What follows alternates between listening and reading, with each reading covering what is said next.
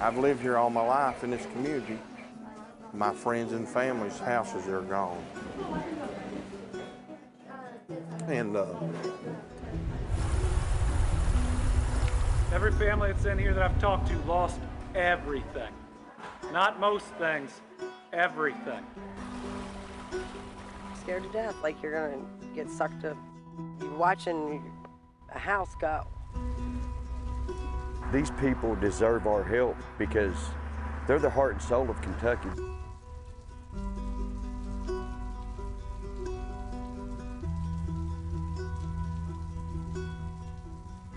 This is Tragedy in the Mountains, a partnership between Nexstar television stations and the Christian Appalachian Project to help the flood victims of Eastern Kentucky.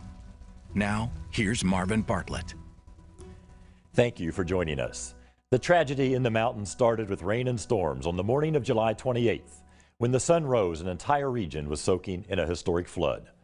13 counties across southeastern Kentucky dealt with some type of flooding. At least 37 people are confirmed dead. The area in Knott County was hit hardest, with 17 deaths, including 4 children from the same family. Some places got more than 4 inches of rain in an hour during the worst of the storm. Kentucky's governor says he expects the death toll to increase. Right now, there are just 2 people still missing, more than a week since the storm. More than 200 people are staying in shelters, and about 200 more flood victims staying at Kentucky state parks. The scope of this tragedy is massive. Tens of thousands of people impacted by the historic flooding, all needing help. If you are able and would like to contribute, we have an easy way to do it. For 50 years, the Christian Appalachian Project has served the people of Eastern Kentucky. Its reach also extends to parts of 13 other states in the Appalachian region, including Virginia, West Virginia, Tennessee, and Alabama. We're partnering with CAP to send help directly to the people touched by the tragedy in the mountains. Use your phone's camera to scan the QR code that's on your screen. It will take you directly to CAP's Kentucky Emergency Flood Relief donation page. You can choose how much you're able to give. The money will be used to provide safe shelter, food, and other help for flood victims. Throughout the next half hour, we'll tell you more about the Christian Appalachian Project and the work the organization is doing right now to help in the flooded areas. And the QR code and CAP's website address will be on screen. 1 week later, and wreckage waits to be cleared across so much of Eastern Kentucky.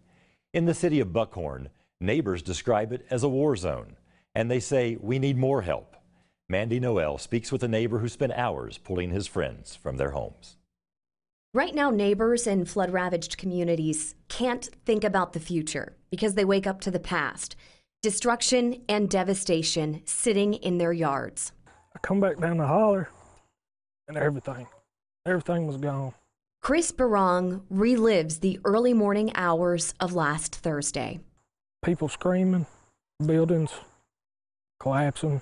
Barong spent hours in the floodwater. So you're going into places, Yes, ma'am. passing people out, Yes, and then ma'am. everybody's handing off. So what, were you up here? Yes, ma'am. Yes. We was all up there. So in total, how many people were you able to get out? 1, 2, 3, 4, 6. 6 that I can remember. But you acted with extreme heroism that night. Nothing I wouldn't have done for anybody else. You'll have a hard time finding this community on a map, but everyone here knows it as Kenevie. And when the floodwaters rushed in, the homes were tossed as easily as the cars. There are at least 5 homes that the floodwaters picked up and swept off their foundations here. In fact, there are 6 houses. Across this region, wherever you go, people point to the destruction of Kenevie. And once it started to float and move, all the rest were pushed and pushed and pushed, essentially pancaking. Barong couldn't save one woman. She was pinned. She drowned. He rescued her daughter. They don't have water and probably won't for 6 months, but that's the least of their worries. And it just feels a little bit like we've been forgotten. These houses sit and they don't have the resources to clean it up. Here, Governor, what we need the heavy equipment here show up for us. Barong and Heather Collins want to make sure all the people helping know they're grateful. I don't want to downplay how much they've helped to bring water and bring food, but Everybody's tired and wore out. Tired and wore out. It's been a week now. We need these homes taken care of, and none of us have the financial means to go rent heavy equipment. Across the mountain, Buckhorn School will not open its doors to students next week as planned. The doors are gone. This is people's houses from up Squabble Creek. It's in no shape to open. Makes you want to cry. I don't know. Thursday was really hard. It's gotten a little better every day, but you still have moments and you just break down and bawl. Buckhorn School Principal Tim Hooten walked us through the halls. But it was pretty much underwater. Debris broke through the doors and windows and flooded the school. Inside, mud is several inches thick. We have several students that's been displaced. Everything is broken and flipped over, covered in mud. We're looking at a few months, several months. We're going to be back. Buckhorn strong and Wildcat proud. Some of his students live over in Kenevie. The outlook there isn't as optimistic. I talked to FEMA today. That was not a situation that I left feeling any better. They've been told by agents there won't be much help. You'll have an inspector come out. He's going to tell you that you can't have anything. And then you'll have to appeal it. And then you're going to get a little check. And then you're going to have to appeal that. We are at a loss. There is nothing else we can do unless we get some real help. In Perry County, Mandy Noel. The beautiful mountainous region across southeastern Kentucky, unfortunately, sets up for perfect flooding conditions. Kentucky state geologist says the area's steep mountains and low valleys naturally create an area prone to flooding. And he says data showing Kentucky getting wetter and warmer means events like this could happen more often. We're getting and expecting more and more of these larger storms, and the landscape of eastern Kentucky and Appalachia that on one hand could be so beautiful and attractive to people can also be really dangerous. The geologist says as the intensity and frequency of storms increase across eastern Kentucky, the floodplain increases as well. More than 1,000 people had to be rescued from the flooding, often from the rooftops. Georgia Ree Godfrey shows how a Kentucky Air National Guard Special Tactics team hoisted people from danger. This guy's been in the water for a long time. Eastern Kentuckians found themselves trapped on their roofs and hanging onto trees for dear life after flash flooding filled homes and swept others from their foundations. 645-880, we got this guy. Do you want us to land there and put him down or take him somewhere?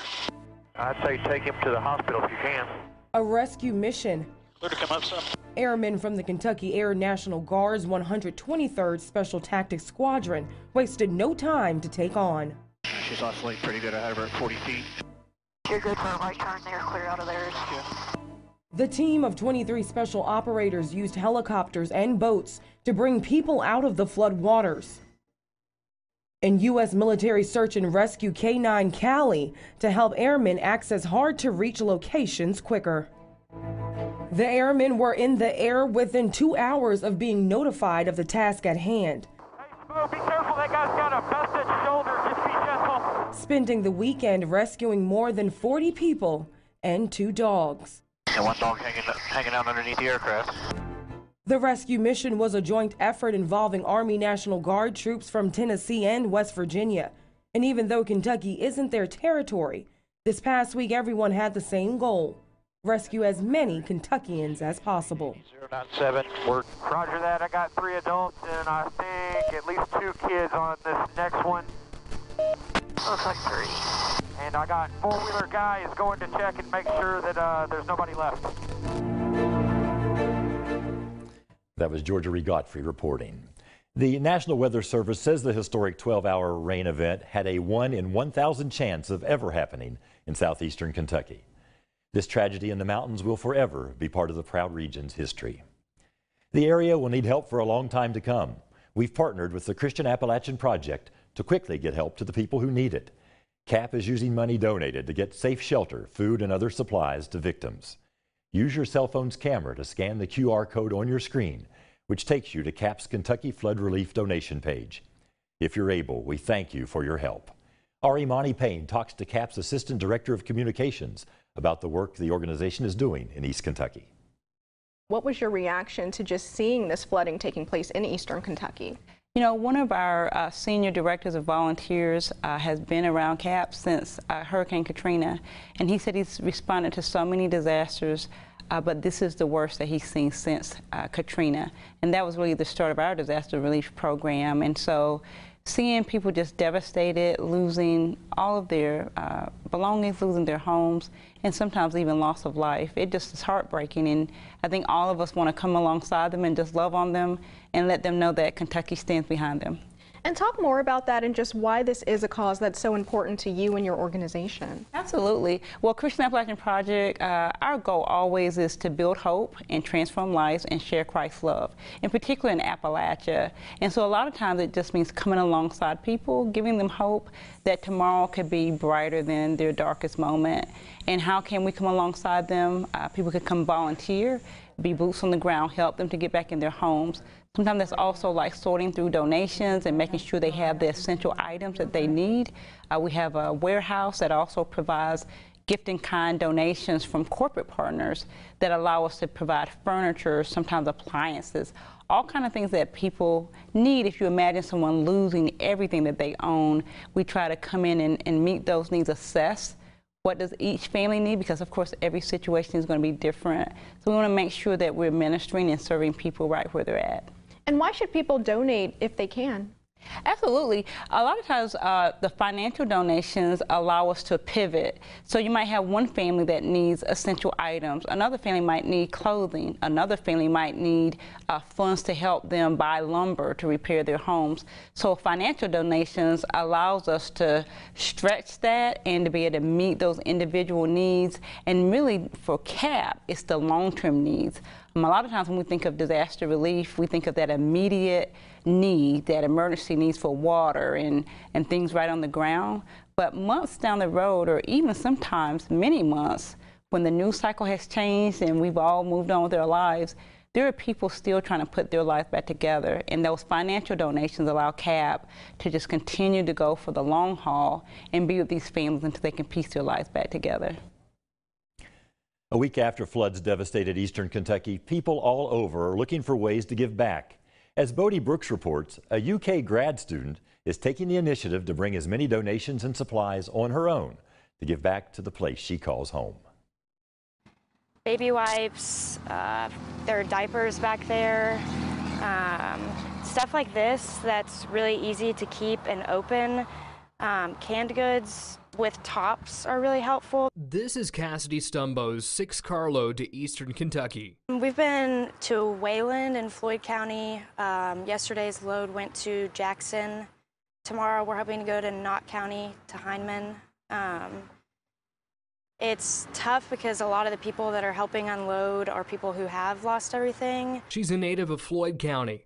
On Thursday, when she woke up and saw the destruction on social media, she knew she had to act. I started immediately trying to reach out to people. I think the most inspiring thing, most of the donations that I got were from people my age, college kids. Stores are also making donations to help. Friends and family are giving support too. I really don't know. I would say around, just in stuff that we've bought from like new food supplies, probably around 5,000 at this point. The grad student starts law school in 10 days. She hopes to use every one of them to help eastern Kentucky. However many trips I can take the next week or so, I'm willing to put the miles on the car. And like she said, many of these donations are coming from college students, kids who don't have very much to share in the first place. But every little bit donated goes a long way.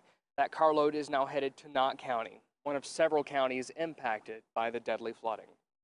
In Lexington, I'm BODE Brooks. Eastern Kentuckians are proud and don't like to ask for help, but even the proudest among them are accepting donations from across the country. Krista Spadaccini explains how volunteers asked that you don't forget about them in the months ahead. It's just gone, and I mean, this came out of nowhere. I lost so much. Part of my neighbor's house is sitting in my backyard right now. In eastern Kentucky, thousands are suffering great loss. We have some kids that went to high school here at Buckhorn. They've not found them yet.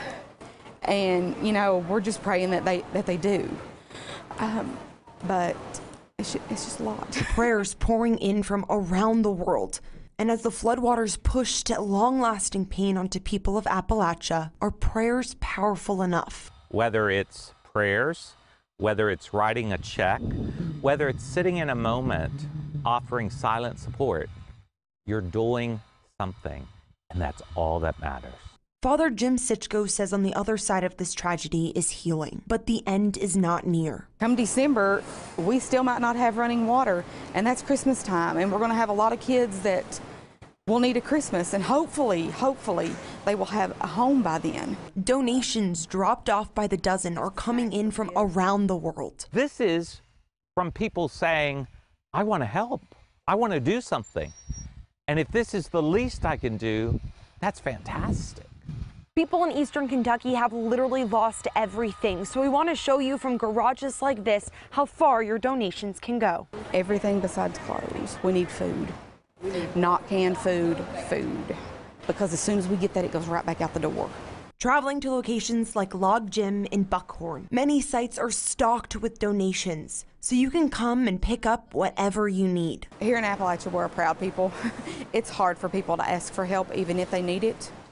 It was hard for me to ask for help. Tiffany Miller is the unspoken organizer. She says there's an urgent need for brooms, batteries, and sanitary supplies. Instead of used clothes, give gift certificates so those who have lost everything have a chance to buy something new just for them. But remember, this is just the beginning, and Miller begs that as you move on in the weeks and months ahead, we will not be back to where we were before. Don't forget about your friends in rural Kentucky. We'll be getting there, but it's just going to be a long road. I'm Chief Meteorologist Chris Johnson. Imagine the irony. A man who spends hours after hours chasing Kentucky storms and reporting on those storms now finds himself in the middle of it all. Chris Hall is no stranger to weather and its power, but this storm hit home, literally. On any given day, Chris Hall loves the weather. He's the man behind 606 Storm Chasing, a group that keeps folks in the mountains up to date on weather-related events and storms. But on the morning of July 28th, he found himself hours away from his own home on the Tennessee-North Carolina state line and trying desperately to get back to Perry County. I started driving, and I mean, I was flying. I'm not even gonna lie, I was flying back. And I was making phone calls asking if it was really that bad. If it was really that bad, you know. It was bad. Every first responder I talked to said it was bad. They needed all the help that they can get. We have Chris Hall on the phone right now from 606 Storm Chasing. We spoke to Chris live on the air that morning as he was driving back when everything was unfolding. You could hear the desperation and despair in his voice. There's not a good report to report right now. The reports of people stuck on their hoods, underwater. Houses are reported as gone. He, along with so many others, didn't know what they would find when the rain stopped. I come back from nearly North Carolina, trying to get back just to see if I even still had a house or a family to come home to. This is his home now. He's staying in a pop-up camper near the emergency distribution site on the Breathitt-Perry County line, pitching in to help all of those who called out for help that fateful night. It was just all social media. Get on social media saying that people screaming for help. What little service they had, they tried to get out and get the word, we need help, or these people are stranded, they need help. People in cars, sitting on cars, need help. He's not sure how long this camper will be home, but he knows his temporary situation won't stop him from helping others. Go back out again here in a minute and go Lowe's. I think Viper Fire Department or Vico Fire Department needs chainsaws. Chris's story is like so many others in these hills. When faced with daunting and almost unbelievable situations, they rise to the occasion. There's no time for pity when there are others in need. It's a community that binds them to one another and gives them strength. His own home, like thousands of others, sits with a foot of mud in it. No electricity, but even so, he's grateful. Outreach was amazing. You know, all the meteorologists retweeting stuff or sharing things, just getting the word out there that we truly needed help. That was the breach of it, you know. At this point, it might be weeks, even months before Chris is back in his home. But this 606 Storm Chaser is still on his feet. In the community he loves, resilient and ready to go to battle with his neighbors. Now, there is one uplifting note about Chris's story. His beloved dog that had been missing since the storm found his way back home Thursday. In the midst of a tragedy like this, sports take a back seat. The Breathitt County High School football team had to put practice on pause, but they hope to be ready for week 1 of the season. Michael Epps shows us how other local schools have helped get their football operations up and running again. A tragedy in the mountains. something that you could not fathom and something that you only see in movies. The flash flooding last week in eastern Kentucky rocked these communities harder than these people could have imagined. Dozens dead and others still unaccounted for. It's just, you know, it's a somber time, and you know, your heart breaks. This time of the year, the pylons at high school football fields should be in the end zones at practice. At Breathitt County, they washed away to the creekside, lying beneath the mud line left on the leaves and the trees. It's something like I've never seen before, or can even get my head around. Breathitt County head coach Kyle Moore watched as 6 feet of water flooded his football field and, more importantly, his community. You'll need us to relay some people back to Hazard for you? He, like everyone else, was trapped for hours, if not days, before the water receded enough to get into town. It just started coming down, and it just didn't stop, you know, and it just came up so fast and kind of caught everybody off guard. And, you know, one minute everybody's okay, and, you know, the next minute it's, you know, the creeks and rivers are out of control and people are getting flooded. His first trip back to the stadium was a tough one, seeing the locker room destroyed. Covered in mud, lockers broken, equipment ruined, trophies tarnished, soda machines turned on their side. The water rose up to the state championship pictures feet above the ground. Got flooded, and the worst part is the mud. Think about the old sports cliche, get muddy, get that uniform dirty.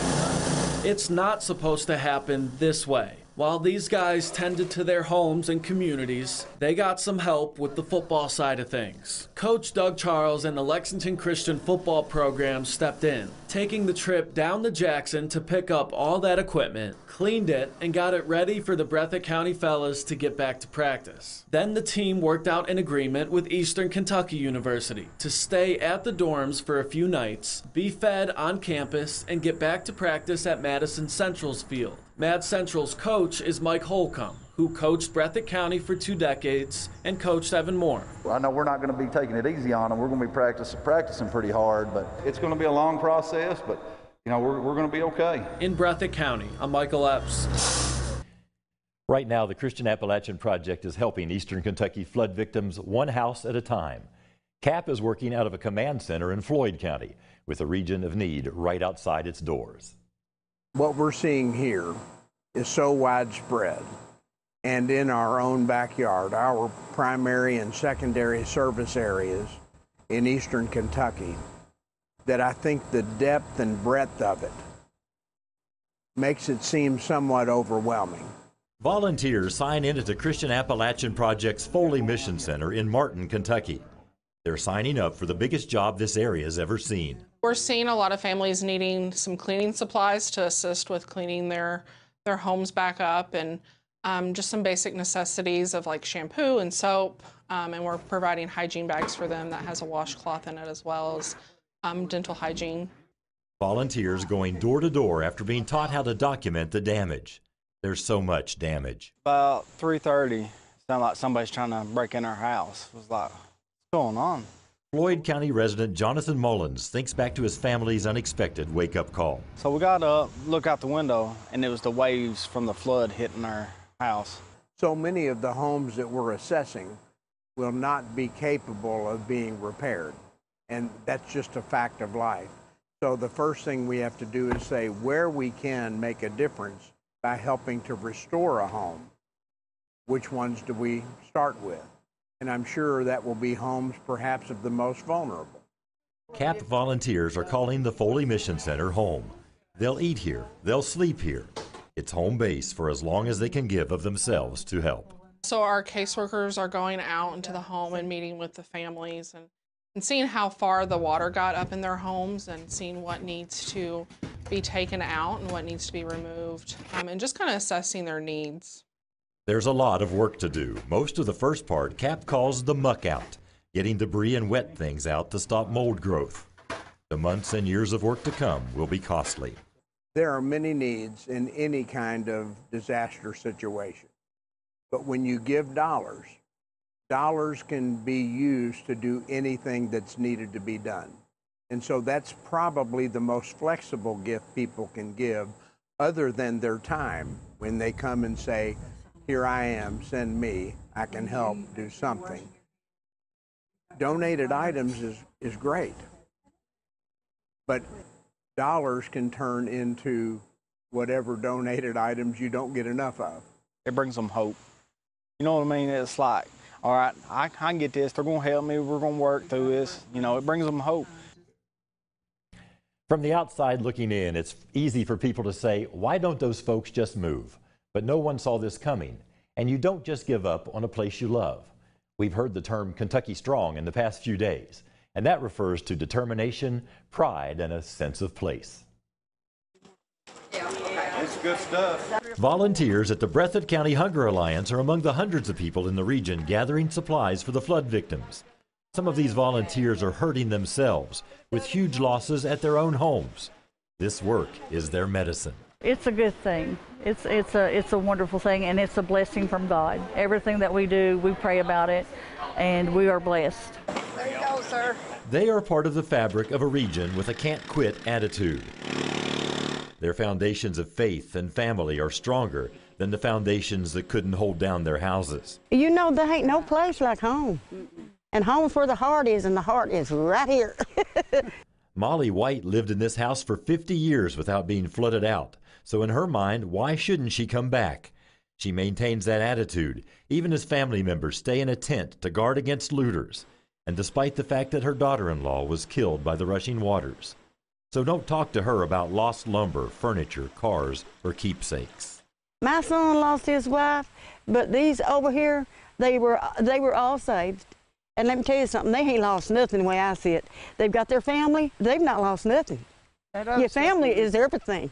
Others do wonder if they should stay. A young couple just moved into this house in March.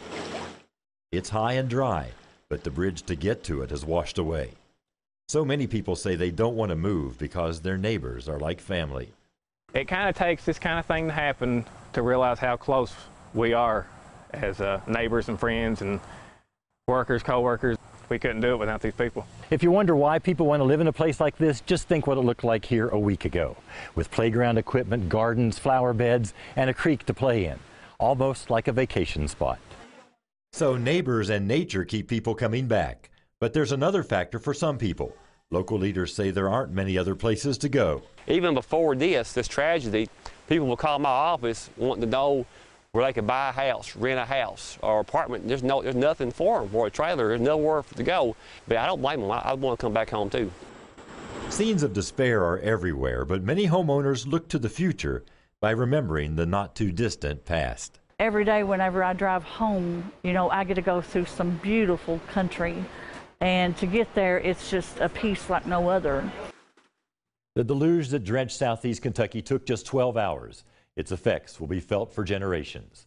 We mourn the loss of lives and send hopeful prayers of healing and recovery. I'm Marvin Bartlett. Thanks for watching.